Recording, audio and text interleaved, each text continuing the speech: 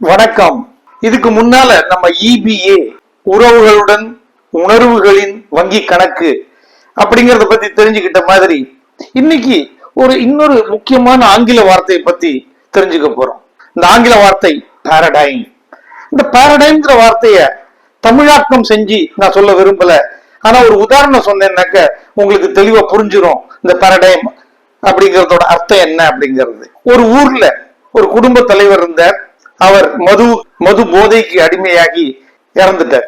அவருக்கு ரெண்டு மகன்கள்ட்டையும் ஒருத்தர் கேள்வி கேட்டார். ஏன்னா ரெண்டு மகன்ல ஒரு மகன் இந்த குடிப்பழக்கம் பக்கமே போகாதவர், அதாவது தொட்டு கூட பார்க்க மாட்டார். இன்னொருத்தர் அவருடைய தந்தை மாதிரியே அவரும் குடிப்பழக்கத்துக்கு அடிமையாயிட்டார். ரெண்டு பேர்கிட்டையும் ஒரே கேள்விதான் கேட்கப்பட்டது, நீங்க ஏன் இப்படி இருக்கீங்க?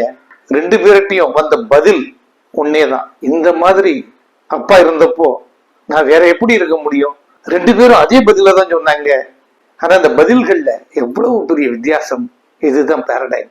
நம்மளுடைய கண்ணோட்டம் மாறுபட்டால் நமது வார்த்தைகள் மாறுபடும். நமது வார்த்தைகள் மாறுபட்டால் நமது செயல்கள் மாறுபடும். நமது செயல்கள் மாறுபட்டால் அதற்கு உண்டான விளைவுகள் மாறுபடும். இதுதான் பாரடைம். இதை பத்தி இன்னும் மேற்கொண்டு நிறைய பேசுவோம். நன்றி. மீண்டும் சந்திப்போம்.